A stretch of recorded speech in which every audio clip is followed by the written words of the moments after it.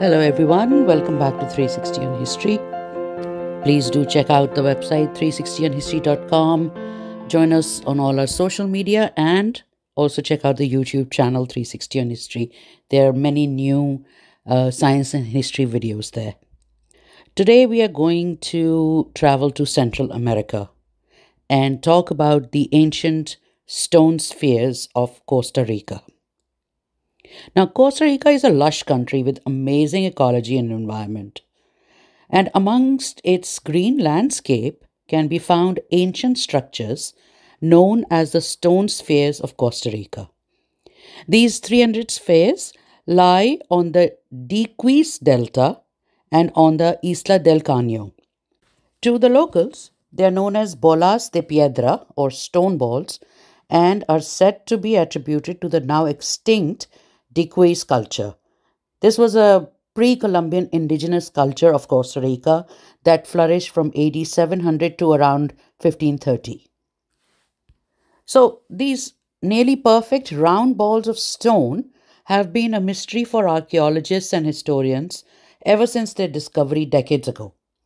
Although they are thought to have been placed in lines along the path to the houses of chiefs, their exact significance and use remains unknown.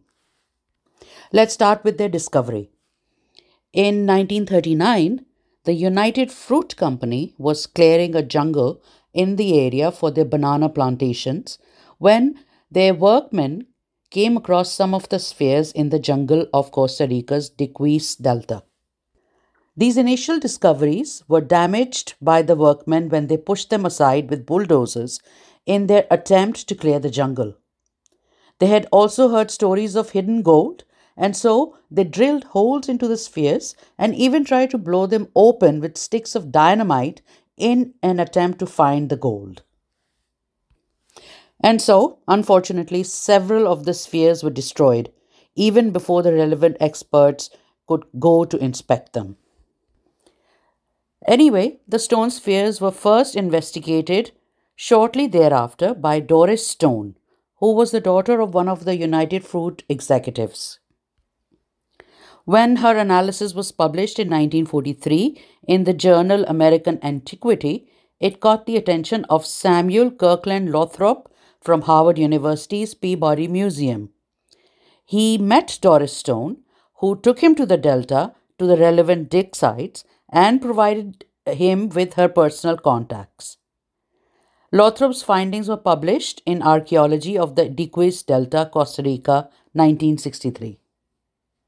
The archaeological site where the spheres are located is in the southern portion of Costa Rica, which is known as the Diquís Delta, as I mentioned before, in the southernmost part of the Punta Arenas province. The site is in Palmar Sur and comprises approximately 10 hectares of the property that was previously owned by the United Fruit Company in the alluvial plain of the Teraba River. These gigantic spheres range from a few centimeters to over 2 meters in diameter, and some weigh up to 15 tons. Most of them are sculpted from a coarse-grained equivalent of basalt known as gabbro, obtained from sites in the hills several kilometers away. There are also around 12 spheres that were made from shell-rich limestone, and another dozen or so are made from sandstone. Analysis suggests that since the people who made them probably did not have metal tools, the spheres were made from hammering natural boulders with other rocks, and then they were polished with sand. The degree of finishing and precision of working varies considerably, but each ball is perfectly spherical and balanced. Some researchers are of the view that even though they weigh a lot, they were rolled into their final positions. So let's talk about the history a little bit.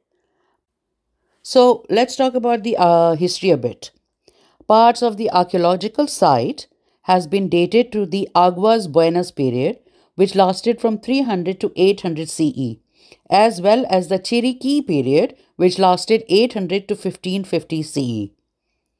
Originally, this site had a settlement and a cemetery. remains of monumental architecture comprising of two mounds constructed with retaining walls made of rounded river cobbles and filled with earth can also be found. There are additional signs of sculptures, and the site contains multiple locations with large stone spheres. Interestingly, one of the neighboring towns also has similar structures but with more oval like shapes. Those remain mysterious too. Estimates suggest that the stones were first created around 600 CE, with most of them dating to after 1000 CE. However, they were made before the Spanish conquest. The only way to date them is by studying the layers of soil, but since most of the stones are no longer in their original positions, this has proved to be difficult. The culture of the people who made them disappeared after the Spanish conquest, so it's not easy to identify the exact civilization that created them.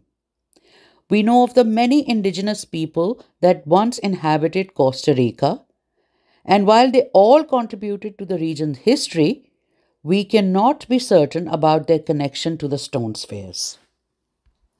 Some of the originally dynamited spheres have been reassembled and are housed at the National Museum of Costa Rica in San Jose.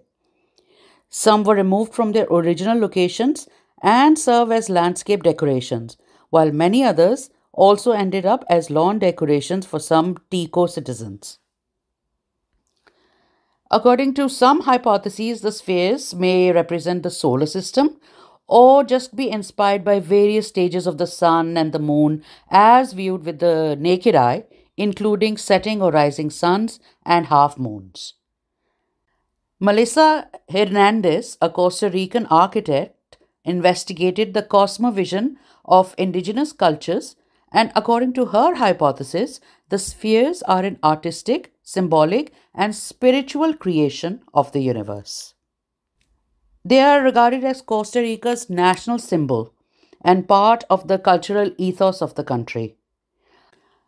A series of stamps were issued in 2006 featuring the stones as part of the country's cultural heritage. Because of this, they are often commonly seen in government buildings, such as the building of the Legislative Assembly of Costa Rica.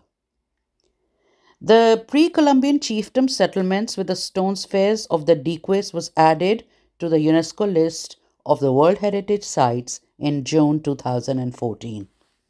Several myths are also associated with the spheres, one of them being that they came from the mythical island of Atlantis.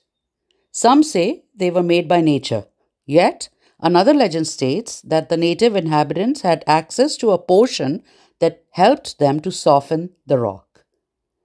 There is also the cosmogony of the Bribri, an indigenous people in eastern Costa Rica and northern Panama, and other American ancestral groups who refer to the stone spheres as Tara's cannonballs. Tara is the god of thunder who used a giant blowpipe to shoot the balls at the Serkis, which were gods of winds and hurricanes, in order to drive them out of Costa Rican lands. Some believe that the spheres were celestial calendars used to observe and mark celestial events, while others hold the view that they played a central role in religious ceremonies. Some also consider them repositories of ancient wisdom, perhaps concealing ancient scrolls, maps, or messages for future generations in possible hidden chambers. While their purpose still remains a mystery, perhaps with new technology, we may be able to understand their significance to the ancient cultures of the region. Thank you for joining me for 360 on History. I will see you again in the next episode.